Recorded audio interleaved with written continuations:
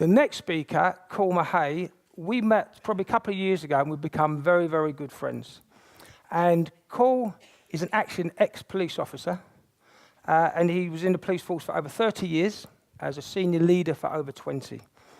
He's also created his own event, Ignite Your Inner Potential, which is one of the fastest growing events in the country. This guy has got a heart of gold. He talks from here. Please give a big round of applause to the one and only Karl Pearsall.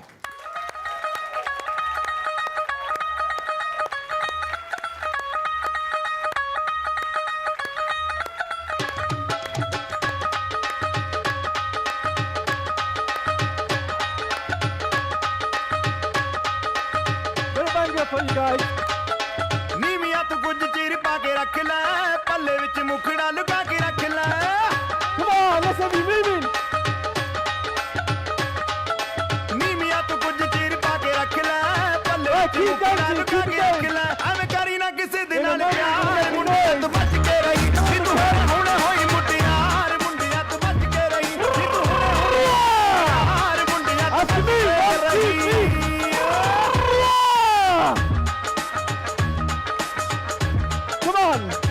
Let's keep it going, guys.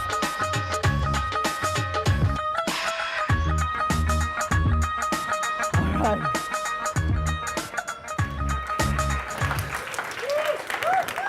Whew. Do you know what?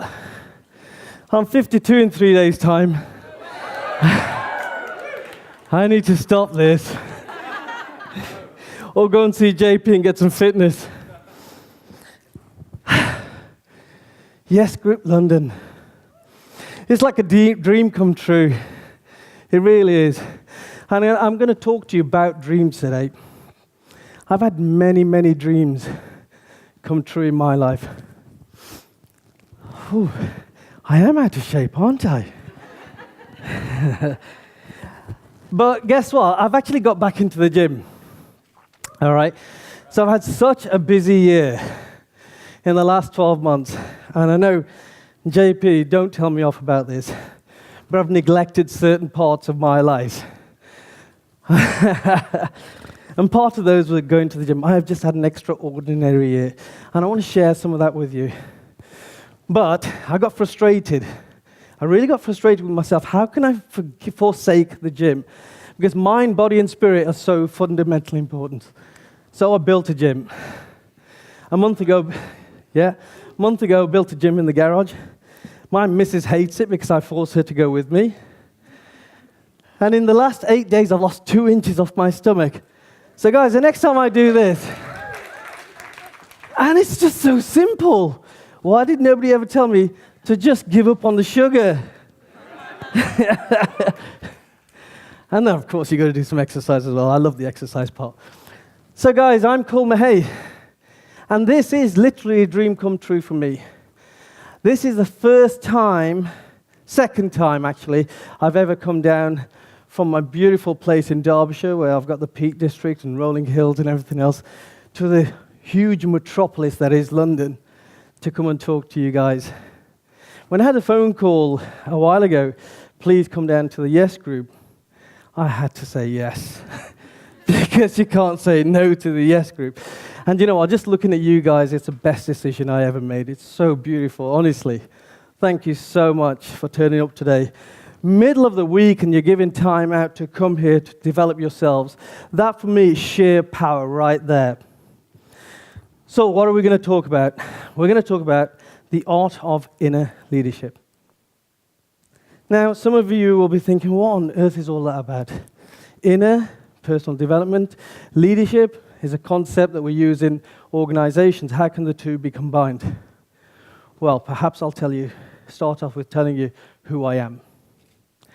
My name is Karl Pearsall, and if I can take you back maybe 10 years or so, actually I'll take you back 40 years if that's okay. I was a 12-year-old lad. I was born and bred in Wolverhampton. Anyone from West Midlands here? Oh dear. Anyone know what the accent is like? They call Wolverhampton the Black Country. They call it the Yam Yam Country because they say, Yam all right, are ya? Yam going where? So I come from Yam Yam Country. I was born and bred in a rundown area called Whitmarines. one of 7, living in a 3-bedroom, 2.5-bedroom terraced house with my mum and dad, granddad, grandma, 3 brothers, 3 sisters. Shared a bed with my 3 brothers, and if they haven't cut their nails, you know what, it's quite painful, guys. And my dad was your typical Asian guy. He was saying, he'd sit us down on a Sunday, and he'd say, everybody, I want you to focus, because study is so important, but I want you all to be doctors. All of you, doctors. And if you can't be a doctor, I want you to be at least a lawyer. And I'd sit there, and my brothers are all nodding, my sisters are all nodding, they're all nurses, doctors, teachers. And I'd be sitting there thinking, I don't want that. I don't want to be a doctor or a teacher or a nurse or something else or a lawyer. So I tentatively put my hand up one day and said, Dad, can I be something else? He says, what? I said, I want to be a policeman. I said, that's all I want to be. We lived around the corner from the Mecca that is Molineux Stadium, home of Wolverhampton Wanderers, who are now in the Premiership, guys. So, where's West Ham, by the way? Are they? Get ready, son. Get ready. When those gold shirts come out. And I used to sit on this wall at the end of our street, and I used to watch these masses of people walking towards the stadium. But it wasn't the people I was watching. I was watching these really tall police officers with the tunics and the British Bobby helmet. And I used to look at what they stood for, and everything that they stood for me, was about peace, security, authority, keeping us safe so that we could sleep, so I could sleep with my 3 brothers at night, avoiding their toenails. I got hit a few times, I tell you, straight in the face, because it's top and tail type of thing. And so I'd be looking at all of these, and I've realized then that was my lifelong ambition. That's what I wanted to do. I wanted to help people. I wanted to keep people safe. So when I got to about 16 years old, in those days, they had full-time police cadets. We have 43 police forces in this country, and I applied to force after force after force after force. I got rejection letter after rejection letter after rejection letter. 26 times I tried, 26 times I failed. Each time I learned something new. Each time my next application was that bit better. 27th time, this force in Derbyshire said, yes, we'll have you. And it just goes to show me, that was the first lesson I learned in life. Failure is a blessing, guys. Failure, if you learn from it, is a blessing, because you can be better each time round. And eventually, that failure will lead to success. I'm going to share with you a video of me as that spotty-faced 16-year-old guy who joined the police, and 3 days into it, a television channel came and interviewed me. And you'll see me on a video very shortly. But I learned a very, very important lesson about failure there. I also learned a lesson about resilience, because how many people would have given up after 10, 20, 25 tries? So many, yeah? Would you agree? Raise your hands. But there was something inside of me, my commitment, my passion, my desire, my goal, my dream. It was burning inside of me. And that's when you get resilience. So if you haven't got resilience, maybe you need to search what your goal, your dream is. So I went to Derbyshire Police. I saw cows for the first time. Never seen a cow before in my life. I thought, they're big. They're big, aren't they? Now I've got used to cows. I can call them by their first name, or they're on first name terms with me. Am I doing this right? Oh, big one. So I started embarking on this journey, 32-year journey, a magical journey in the police service. And in the police service back in those days, back in the 1983s, has anyone watched Ashes to Ashes or any of these old TV programs, you'll realize that there were a lot of isms in the police service then. A lot of isms. A lot of sexism, racism. Homophobia wasn't even a word back then, but they were all practicing it, you know. We've grown a lot in the police service and across the public sector, in the country at large. Thank God we've grown an awful lot. But I was one of the pioneers. I was one of the first black police and people going into the police service then. Strong mining community, never seen a black person before in their lives, and of course I got some stick. But I learned another lesson. I learned that there are two ways of dealing with that kind of challenge in your life. You can either give up, three types rather. You can either give up, you can fight back, or you can get your head down and keep to your bigger dream. I kept to my bigger dream. My bigger dream was that I wanted to be responsible for people so I could create that culture, that empowered culture within the organization, so that people who worked with me, for me, could see that they could be different and treat people different and be better, create a better service for the community. 30 years later, I left the police service as a temporary chief superintendent. I'd managed at least 3,000 or 4,000 staff in my time, multi-million-pound budgets. I was seen as a troubleshooter, not a troubleshooter in terms of I shoot people, but I go into departments and I inspire people to change. And that was a unique kind of leadership that the police service still were not used to. But I demonstrated that even in a machoistic culture like the police service, you can do something different. You don't have to do the same thing all the time. So this is where my whole concept of inner leadership came in from. The act of, when we talk about leadership, the Oxford English Dictionary struggles with the concept of leadership because it talks about leadership using the word leading in there. And yet if you Google the word leadership, you'll get 1.5 billion results. There is so much work done on leadership, and yet so very few people actually know what it is. I have my own definition. My definition is simply this. If you're influencing people or you're influencing situations or outcomes, you're a leader. Now, guys, I just want you to have a bit of a think here. How many of you are influencing people in your lives? How many parents here? Raise your hands. How many elder siblings here? Just keep your hands raised. How many elder siblings here? Raise your hands. How many people here have got friends who look up to them? Raise your hands. Pretty much every single person, therefore, in this room, by this definition, is a leader. But how often have we thought ourselves as being leaders? And if we are going to be leaders in life, don't you think it's a good idea that we have some very basic leadership skills? Yeah? My own mentor, John C. Maxwell, says that true leadership always begins with the inner person. I say that inner leadership comes first. There is nothing in your life that you are going to resolve until you change the person that you are inside. Everything starts with you. Everything starts with the inner person. Know yourself, and then you will know life. That's the biggest lesson I've learned in my life. In emotional intelligence, there are 4 aspects, they say, at the very basic level of emotional intelligence. But it all starts with self-awareness.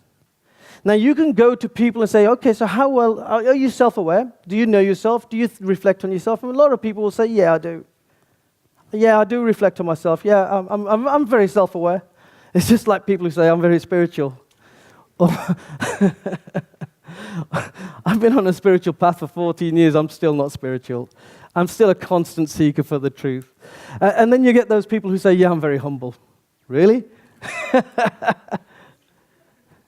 So are we really self-aware? That is the key question for me. Are we really self-aware? Because sometimes we can kid ourselves that we are self-aware. But self-awareness as a journey is a long, deep journey. It really is. You have to have some harsh truths with yourself. You have to have some real conscious conversations with yourselves. Are you really the person that you think that you are? I had this conversation the other day with somebody about self-awareness. And they said to me, I think to be self-aware, and again, this is something that we can't define very well, but he says, I think to be self-aware is to know yourself like other people know you, or to know yourself how other people perceive you. Because if you're not perceiving yourself the way other people are perceiving you, then perhaps you're not being honest with yourself. You're seeing one image of yourself, whereas the rest of the world sees something completely different. One of the first things that last things that we do when we leave the house every single day is that we look in the mirror. Why do we look in the mirror? We look in the mirror to say to ourselves, to ask ourselves a question, am I wearing the right mask? Is this the person that I want the public to see? Is this the person that I want my colleagues to see? Is this the person that I want my friends, my family, my girlfriend, my boyfriend to see? So what we're doing in life, because society tells us that this is the way we should do it, is we put on these layers of masks all the time. And it gets to a stage, guys, where it's really hard to take those masks off. You're suffocating in all of those masks. And for the last 14 years, my journey has been about stripping those masks off. My journey of the last 14 years has really been about being as naked as I possibly can.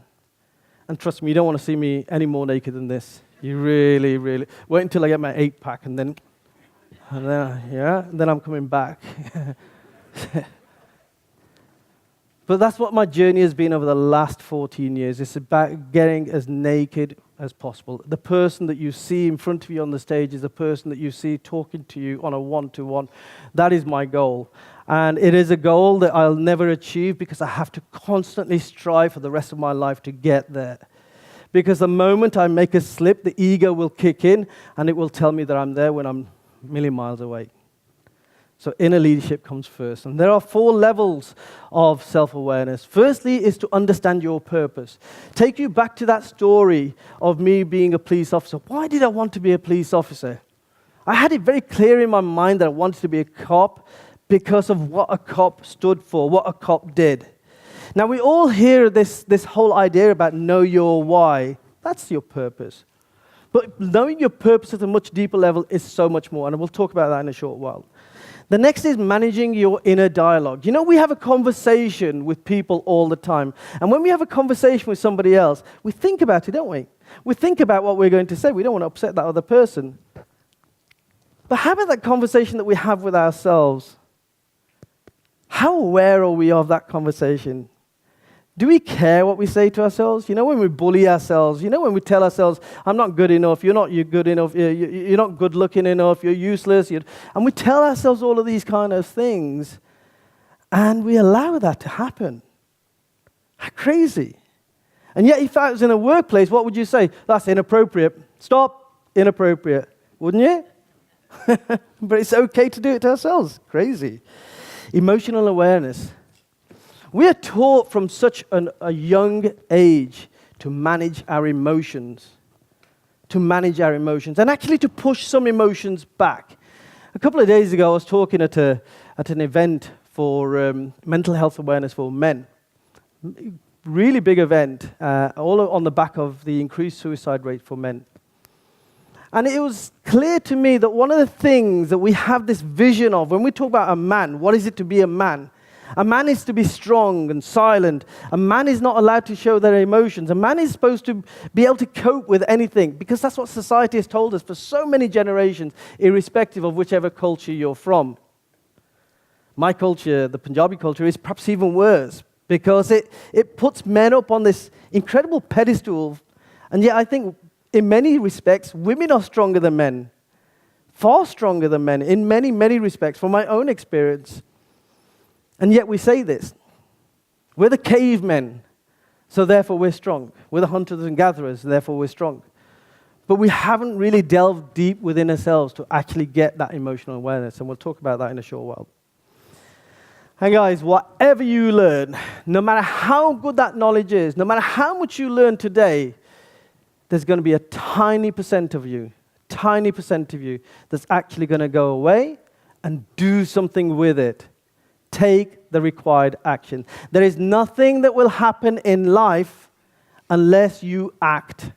You have to translate thought into action, and we'll talk about what I use to keep myself in action all the time. So your purpose is your foundation. The purpose of life is a life of purpose. To live a life that is full of purpose, and my mentor, John C. Maxwell, very often talks about intentional living. I say living life on purpose. Every single morning when I jump out of bed at 6 o'clock in the morning, I actually jump out of bed. You know, that's my first fitness activity of the day. I jump out of bed, and the second thing that I do, guys, I'm sorry about this, is I make the bed. And sometimes I'll make the bed even if my missus is still in the bed. That's absolutely the truth. Anyone seen that video recently of this? There's a naval officer, American naval officer, and he talks about making the bed. That is me. I actually do that. But every single morning when I jump out of bed, I know exactly what my day is all about. I know that my focus in that day is to make a difference. I have a very cheesy strapline in my head. I share it with everybody and anybody who wants to listen to it. You guys haven't got a choice. I'm going to tell you anyway. And it sounds really cheesy, but my mission in life is to change the world. I think Alan was talking about changing the world. My mission in life is literally to change the world, and to change the world through the transformation of how people think. That is my mission. So every single morning I remind myself of my mission. So everything that flows throughout the day comes from a sense of purpose. I am living life intentionally. Nothing accidental happens in my life. Not anymore. Plenty of years where that used to happen. I've just got to an age, I guess, where, time is ticking by. I need to maximize every single day, and I don't want to waste time. When you have a strong sense of purpose, you get from that a passion. When I had that purpose of being a police officer, I had a passion that went with it. I had this fire in my belly that was bubbling away all the time, and I committed to that. You get commitment from that sense of purpose. I committed to that. I put the application forms in. Do you know what? I used to go around the corner to the police station pretty much every single day and say, have you got any new pamphlets? And they'd be like, oh, you've read all our pamphlets. Yeah, can I just read the first one again, please? The one about police dogs. And that's what I used to do. So you get this commitment, you get this passion, it sort of takes over your life. How beautiful would it be if what took over your life was your growth? Can you imagine that? If every single day what you wanted to do was grow 2 millimeters more, just 2 millimeters more, and you've got this constant hunger, as Les Brown would say, you've got to be hungry. I love him, don't you? But you've got this constant hunger inside you guys. What does that feel like? There is nothing that stops in your way. And what comes from that is action. You start taking action. You take action without even realizing you're taking action. And whatever action you take in life, outcomes come. Results emanate from the action. The story that you tell yourself is the one that results in the outcomes of your life. And that takes us on to the next thing. This 4-letter dirty word here, fear. And Sarah mentioned there are only 2 fears that we're born with. Everything else in life we learn. We learn it from the people around us. We learn it from the stuff that's on the television. We learn it from the people who love us. Now, they don't tell us stuff that they tell us because they want us to fail. They tell us stuff that they tell us because that's what they were told when they were young. It's a self-perpetuating cycle, but it's a cycle that you can break. When you're telling yourself a lie, that is fear. By the way, Paulo Coelho, anyone read the book The Alchemist? If you haven't read it, I totally recommend it. It's a brilliant book. He says there's only one thing that makes a dream impossible to achieve, and that's the fear of failure. One of the greatest fears that we have. There are so many things that we don't do in life because we're petrified we're going to fail. How on earth do you even know that you're going to fail if you haven't taken the action? So fear is one of the biggest lies that we tell ourselves. What we're basically saying is that something might happen, something bad might happen if we were to take an action that we haven't even yet contemplated. How big a lie is that? And guys, the thing is, we are lying to ourselves every single day. And the bigger your journey, the more powerful your journey to be real and more self-aware is, the less you will lie to yourself. This is what self-awareness is. This is about getting deep into your purpose, getting into that inner dialogue, challenging your fears, reframing the language, understanding where you're weak and understanding where you're strong. It's about being true to you. Stop lying to yourself. I had a dream. I'm not Martin Luther King. His dream was amazing, but I had a dream. We've all heard this phrase, haven't we, that we've all got a book inside of us. And, 14 years ago, I realized so many things. I don't know what happened 14 years ago apart from my mum dying, but my mum dying woke me up. She must have left something in me because suddenly, bam, I just woke up. And I realized so much. I realized that The ego is something that we need, but to be driven by the ego is something that is not good. But I realized something else, that I wasn't leading a healthy life. I'm not leading a healthy life psychologically, and I wasn't leading a healthy life physiologically. And 14 years ago, I gave up cigarettes after 25 years overnight. I gave up smoking. I was a whiskey connoisseur overnight. And I was on like 4 or 5 pints a night. I was drinking, sometimes I had bad days at work, some really bad days. In fact, I'll share with you a story. There was a time when I was a young police officer. I was a sergeant in charge of 7 or 8 other people, and we went to an accident that involved a head-on collision. When we got there, I was in command of the situation, I was in command of the scene, but when I got there, all I saw was this little Mini, old-fashioned Mini, on fire, and out of the back window I could see a body that was on fire, still waving around, still alive. And I remember the fire service were pouring water all over this body, and there was no other cops there. They were doing other things, so I ran to this body as it was falling out of the broken side window, and I caught this body in my arms. And I remember that body, like a kebab in a kebab shop. It was just like that. And all its skin just peeled away against my shirt, and I was just covered in it. I remember holding this young lad. He turned out to be a 16-year-old boy. I remember just holding him. And we had to break his foot to get him out of the car because he was trapped in a hole. It was a badly repaired car. And when we got him out and he's lying in my arms and I'm saying to him, breathe, breathe. And he just looked into my eyes. He just looked once and it was like such a deep look. And he took his last breath.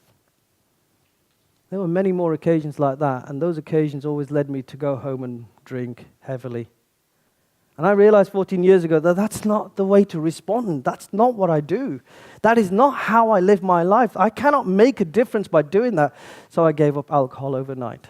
I gave up meat, fish, eggs overnight. I wanted to commit as least amount of sin in my own eyes that I possibly could do. And then began my journey of recovery. And my journey of recovery is about self-awareness and digging deep within myself and finding out what real leadership is all about.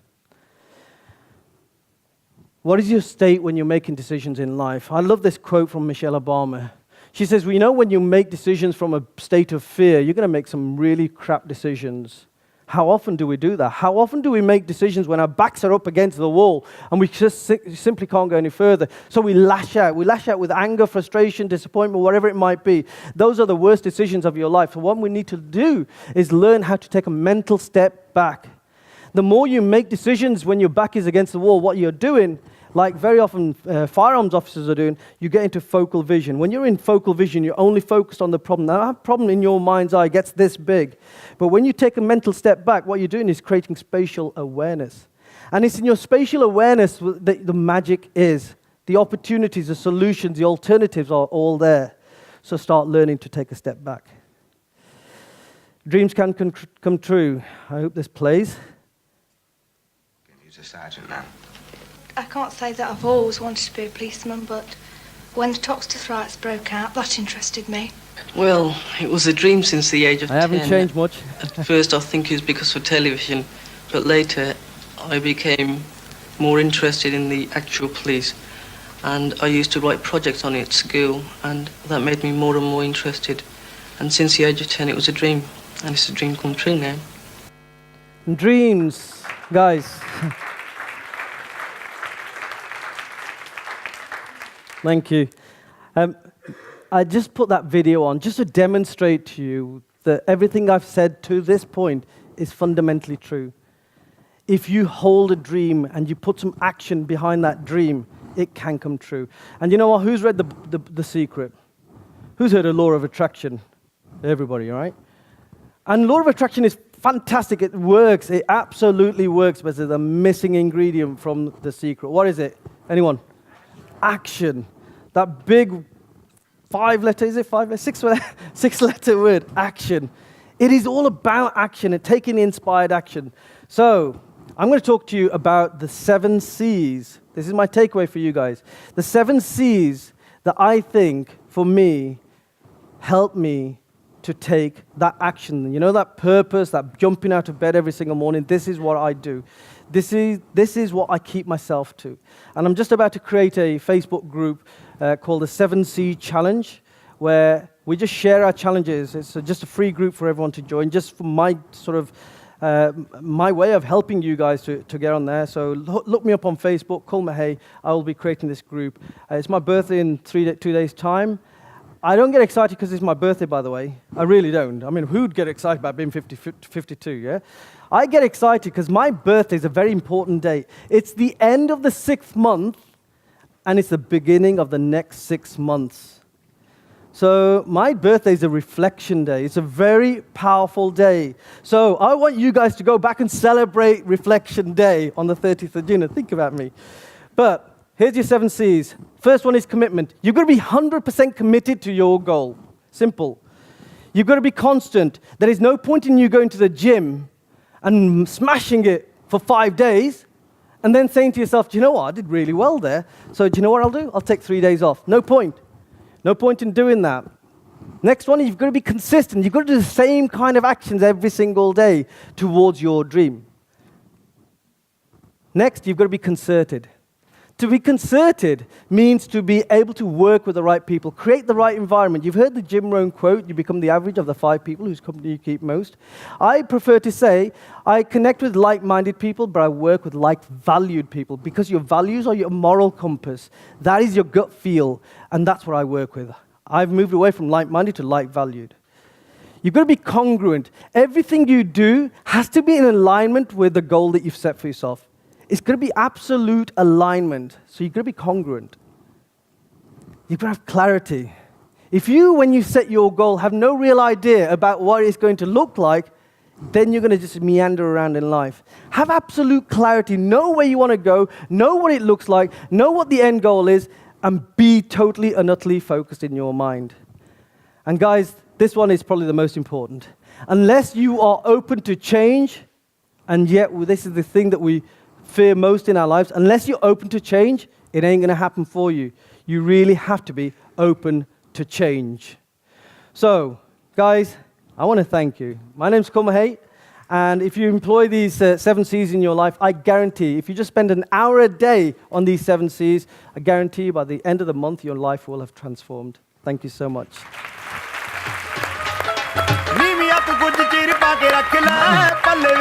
Now you go to some Bhangra.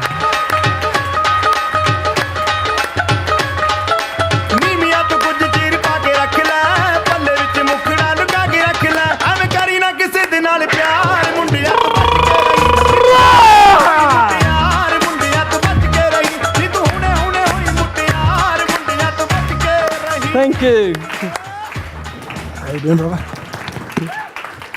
Wow, fantastic. So, I'll wait till you're seated. Who enjoyed that? Wasn't that a great speech, eh? Fantastic. And great to be up there on stage with a very good friend of mine. So, who would like to ask Karl a question? Again, young man. Yes, microphone, please. Sorry, guys.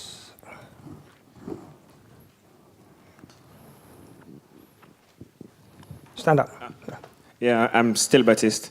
Yeah, you're talking about the last thing you said about spending an hour on your 7 C's a day. Can you just elaborate, like what you actually do? Yeah, so, it's so very difficult for us to go from 0 to 100 miles an hour, isn't it? Would you agree? So I tested this with some members in my own group. I got 15 people together and said, okay, I'm just saying for like an hour a day, I want you to demonstrate all the 7 C's. And then after that, you can go back to being who you were. Just for that 1 hour a day, if you just practice that every single day, I promise you that you will have a level of transformation in your life by the end of the month. And it is literally that. For 1 hour, 23 hours, you can do what the hell you want. But for that 1 hour, you have to be totally and utterly immersed in those 7 C's. That's why I call myself the immersion coach.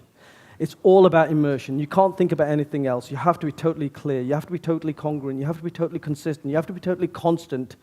All of those just for that 1 hour on whichever goal it is that you want to set yourself. Does that help? Yeah. So, can I ask you a question? Fun enough. On the 7 C's, would you say everyone's as important as each other, or is for you, what was the biggest change at the Seven Seas? Is there one sea there that for you give you more change than the others, or would you say all of them at the same time? I think they're all important, but you're right. You're right. You know, some are harder than the others.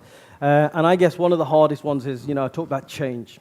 The human psyche is such that we don't like change. We get uncomfortable with change. There are three types of people that I come across when it comes to change. There are the people that really don't want change. You know, you think about your own organizations. Let's just do your own organizations.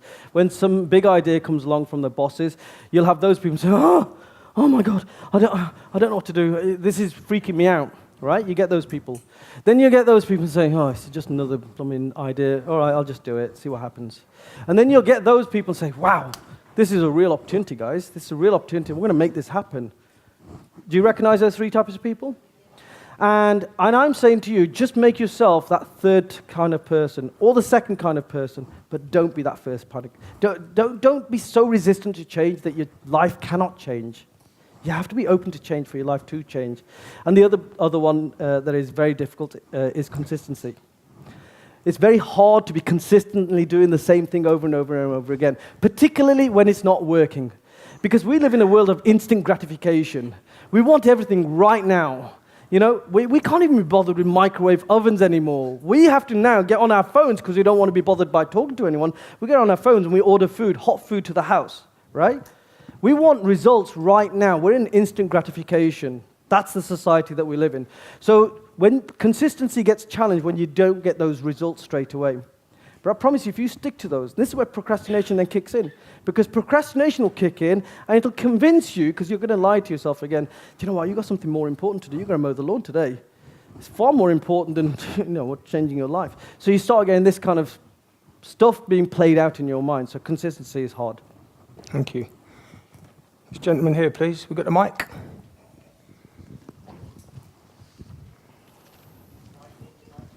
Thanks, Jay. Oh. Hi, my name's Daniel. I'm very interested to, and I'm sure everyone else is, why did you leave the police force, and do you still work for them? Oh, that's a very interesting question. All right. So you know when I went through my awakening, because that's what it is, when most of us are asleep, all right? 99% of society, I believe, is asleep. We're all living in the matrix. We think that we're making conscious choices in our lives, but we're not really. We're just working in accordance with some computer program that's set for us. And I woke up, 14 years ago, and I started having this inkling that there's something bigger out there. And, I've investigated murders. I've been in the middle of riots. And what I have seen with human behavior is this. I have seen people whose lives have been destroyed when a loved one has been shot in the head and the whole family has been completely decimated. And you'd expect that family to fail, but then I saw that family rise up and do something extraordinary. And it made me realize that there's some real power, that we dig deep in the times of need. We dig deep and we access this deeper power. And then on the flip side, I saw people who'd been talking about the most mundane things in life, and they've been moaning about everything. And you think that the two don't correlate. How is it that some people over here can have the worst thing that can happen to them in life and then go on to do something so beautiful? And these people who've just got these average lives, but they're moaning about so much more. And I realized that me being in the police service was never going to change that. And nobody else seemed to be thinking about this kind of stuff. And the police service itself is not an environment that thinks about this kind of stuff. So when I started behaving differently and I gave up alcohol, and when I was debriefing a murder in a pub with my senior detective colleagues, as we very often used to do, and I got a Coke for the first time, they thought I'd lost it. And when I started talking about leadership in a wholly different way, again, they thought I was a bit crazy. The irony of it now is that I've left 3 years ago. I'm now working with 4 police forces to develop exactly the kind of leadership that I think every single organization in this planet needs. Leadership for me is not a hierarchical thing. It's not about I sit up there, you sit down there. Leadership means that every single person in that organization is a leader and therefore should be respected as a leader. That's what true leadership is, and that's where most organizations will get the best results. So I work with 4 police forces in this country. I'm now a lecturer in leadership for Derby University. I've worked with the Ukraine Police Service. I'm going in August to do a tour of India, and I'm working with the Indian Police Service. And I just want to change as many organizations and particularly for police forces around the world as I can, because that's where we're going to get the best service. Okay. Anyone else? Sure. Okay, I'll tell you what, we'll go for this young lady. She had her arm up first. Yes, you. Pointing to yourself. Sorry. Yeah. Hi there. I was just wondering. Can you introduce yourself? What's your name? Sorry, I'm Helena. Hi. Hi. Hi, Helena. First event. Hello. I was just wondering if you or one of the people that you've worked with have ever had any experience with the clarity element, because I think it was Tony who talks about paralysis from analysis, and especially if you're thinking about making a really large change, it's important to take time out to sort of analyse it properly. But then obviously that there's a degree, isn't there, and then it becomes procrastination. Yeah. So I was just wondering 100%. if you've seen anything or got any tips or just had any insights on that. Thank you. That's a really great question. When you're working in an organization, and I used to be in charge of a department at one point in my life that was called corporate services. For those of you in organizations, you recognize what that is. It's like the strategic department of the organization, oversees performance, oversees analysis, da-da-da-da-da. And every new project that came in, we'd analyze it to death. So it was like a good 6 or 7 months before the project even got started. And then it was steeped in bureaucracy, so the progress was slow. And I've just employed that same mindset into my own life and what I do right now. And I've achieved in 3 years, by not doing that, what I would have achieved in 20 years in the police service. In 3 years, I've gone from zero. I mean, I was nobody. I came from the police service. I knew nothing about business. I've come from the police service. I'm now working with clients around the world. I get to speak on platforms around the world. I have changed my life so much. I've coached and spoken to thousands of people. I've managed to change lives, and all because I've not overanalyzed it. I've gone with a state of passion and a state of knowing what it is that my purpose is all about. So I absolutely agree with that. There is a fine balance. You still have to do an element of thinking in terms of what does this look like, but I think if you start analyzing it, you're just going to get steeped in that deep, dark, analytical world that never really delivers for us. Hope that helps, Helena. Thank you. This gentleman at the front. Hi, my name's Harinder. Hi, Harinder. I'm really taken back with your passion, your groundedness, and you speak, as you said, from the heart. And when I started my journey of personal development 20 years ago, I was always looking out for tips and things like that. Do you believe that an individual has to go through a journey to get to where you have? Because I don't think there's any fast track, because you have an amazing presence about you, and I get, and I think people get that you're actually on purpose. You are living your dream and your passion. So I suppose the question is there a fast track to that? Does one have to go through what one has to go through? Could you have done this 20 years ago? Because 20 years ago you weren't meant to be doing that. So yeah, so I'm firstly just acknowledging you for who you are. You're like a lighthouse. Thank you. Yeah. And secondly, is there my ego won't be able to cope with that, Yeah, is there? Yeah, I don't know. I don't even know if there's a question in what I'm asking. Is there? I think you know the answer. So before you turn, there is a fast track. Join the Yes Group. That's one. That's one. You can speed it up. There's no such thing as a fast track in life. There is no such thing. You have to go through some level of experience. And I'm not talking about having some horrendous experience in your life, but I'm thinking about gathering wisdom as life unfolds. Okay, so I think that is all part of everything that I am right now. I would not be the person I am right now had I not had all of that. You can speed it up, however, by the company that you keep. Jim Rohn says you become the company of the 5 people whose company you keep. You become the average of the 5 people whose company you keep most. So I am so ruthless now about the company that I keep, including my own family. My dad is like one of the most negative people in the world. He really is. And bless him, I love him to bits, but he is so negative. My brothers are so different to me. And I love them all, but I keep them at a more of a distance. The 5 people I interact with most in my life, they are the hand-picked ones. My inner circle has to be just right. And that level of ruthlessness is what drives me. It's come from my passion. If you are serious about your personal development, you have to take tough decisions. Thank you. Thank you. Sadly, Sadly, we have to end it there. I mean, I could listen to Karl all night. Who could listen to this guy all night? And I agree with you completely. The passion that comes from this fella is unbelievable. So before we finish, and I'm sad to have to say this, what can we do for you? How can these guys keep in touch with you? I know you mentioned a few things earlier on. Just to remind them what they are.